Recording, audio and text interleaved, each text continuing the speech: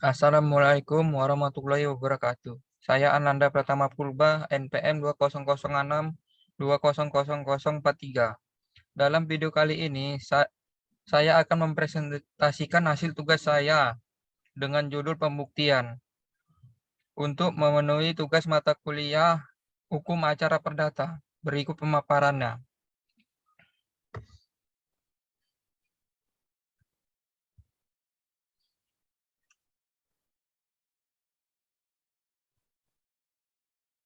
Pengertian pembuktian. Kata pembuktian bahasa Belanda dipergunakan dalam dua arti. Ada kalanya ia diartikan sebagai perbuatan dengan mana diberikan suatu kepastian. Ada kalanya pula sebagai akibat dari perbuatan tersebut, yaitu terdapatnya suatu kepastian menurut Prof. Dr. Edi O.S. Hiaris. Memberikan kesimpulan dengan mengutip pendapat Ian Dennis bahwa kata evidence lebih dekat kepada pengertian alat bukti menurut hukum positif. Sedangkan kata Prof dapat diartikan sebagai pembuktian yang mengarah kepada suatu proses. Pembuktian adalah perbuatan membuktikan. Membuktikan berarti memberikan atau memperlihatkan bukti. Melakukan suatu kebenaran. Melaksanakan, menandakan, menyaksikan, dan meyakinkan. Dalam konteks hukum pidana, pembuktian merupakan inti persidangan perkara pidana karena yang dicari adalah kebenaran material. Pembuktiannya telah dimulai sejak tahap penyelidikan.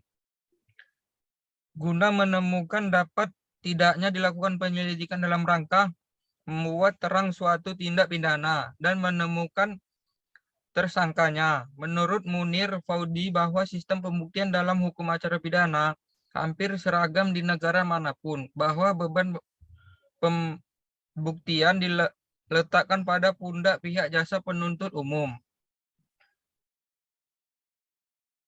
2. Teori-teori pembuktian. A. Teori pembuktian objektif murni.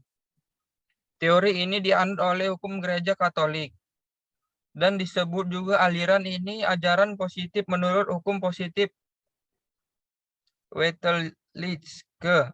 Menurut teori ini, hakim sangat terikat pada alat bukti serta dasar pembuktian yang telah ditentukan oleh undang-undang dengan menyatakan bahwa suatu perbuatan-perbuatan yang didakwakan telah terbukti, haruslah didasarkan kepada hal-hal yang telah disimpulkan dari sekian jumlah alat-alat pembuktian yang semata-mata berdasarkan undang-undang. B. Teori pembuktian subjektif atau blood gemodelic overtugging. Ini bertolak belakang dengan teori pembuktian objektif murni karena dalam teori pembuktian subjektif murni didasarkan kepada keyakinan hakim belaka, keyakinan semata. C.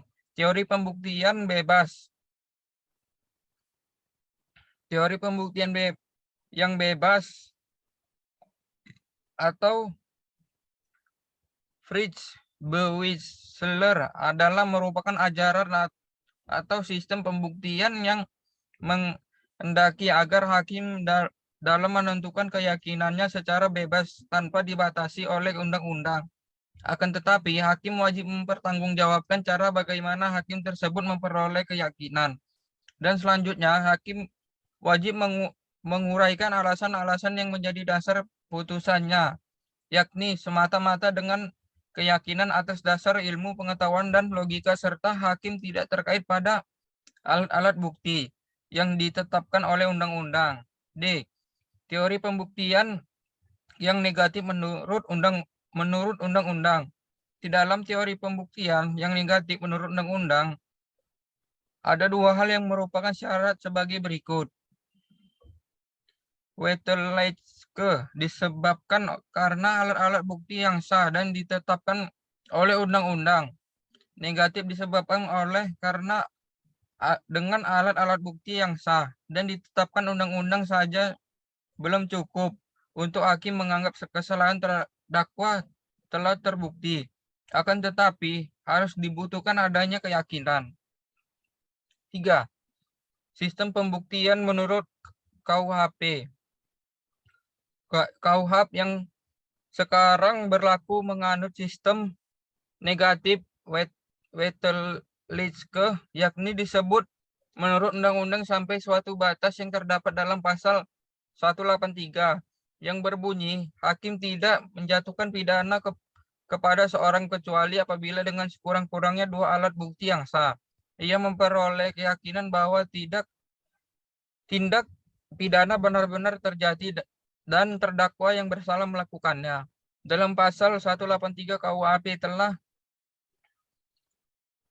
diatur syarat-syarat hakim untuk menghukum terdakwa, yaitu sekurang-kurangnya 2 alat bukti yang sah yang ditetapkan oleh undang-undang disertai keyakinan hakim bahwa terdakwalah yang melakukannya.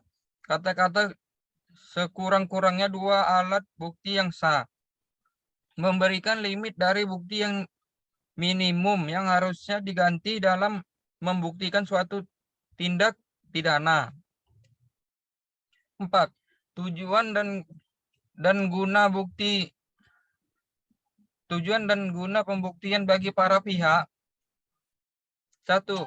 Bagi penuntut umum, pembuktian adalah merupakan usaha untuk meyakinkan hakim yakni berdasarkan alat bukti yang ada agar menyatakan seorang terdakwa bersalah sesuai surat atau catatan dakwaan.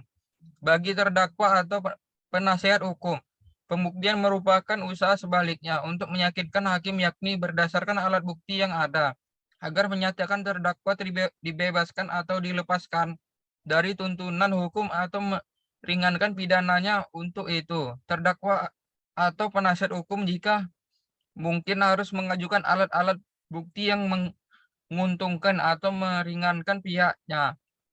Biasanya bukti tersebut disebut kebalikannya. Master de Scriptura Creativa. Dengan adanya alat bukti yang ada dalam persidangan, baik yang berasal dari penuntut umum atau penasihat hukum atau terdakwa, dibuat dasar untuk membuat keputusan.